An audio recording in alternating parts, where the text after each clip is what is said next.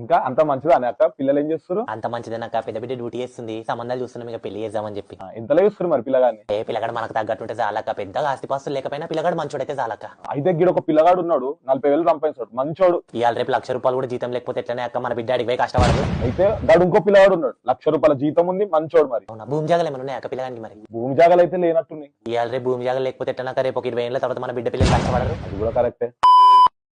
అయితే ఈడ ఒక పిల్లగాడు ఉన్నాడు అక్క, పిల్లగానికి 3 ఎకరాల పొలం ఉన్నది, ₹1,00,000 జీతం ఉంది. మరి అవునా అక్క, ఏడ పిల్లగాను ఇల్లేడా? ఈయనే కిరాయికుంటారు. సొంత ఇల్లు కూడా లేకపోతే ఎట్లనక్క, మన బిడ్డ అడిగి పోయి తిరుగుడు కాదు. అయితే గాడు ఇంకొక పిల్లగాడు ఉన్నాడు, పిల్లగానికి సొంత ఇల్లు ఉంది, 5 ఎకరాల పొలం ఉంది, ₹1,00,000 జీతం. మరి అవునా అక్క, మరి ఎంతమంది పిల్లగాను? ఒక కొడుకు, 3 బిడ్డలు. పెళ్లిళ్ళు అయినాయా? ఒక ఆమెకు పెళ్ళి అయింది, ఇంక 2 ఉన్నారు. మనం బిడ్డ అడిగి పోయినాక ఆడపిల్లలు పోరు ఎందుకక్క, మనకు ఆడపిల్ల రోజు కొట్లాట కాదు మనకి, ఎందుకు ఒక కొడుకుంటే చెప్పు. గీడ ఒక పిల్లగాడు ఉన్నాడు అక్క, ఒక్కడే కొడుకు. అవునా అక్క, మరి ఎక్కడోళ్ళు పిల్లగాళ్ళు? గీడ నల్గొండలు ఉంటారు. ఊర్లో పిల్లగాడా? మన బిడ్డ సిటీలో ఉట్టి సిటీలో వరకు ఇప్పుడు ఊరుకోమంటే కష్టం కాదా సుజాతక్క? అట్లా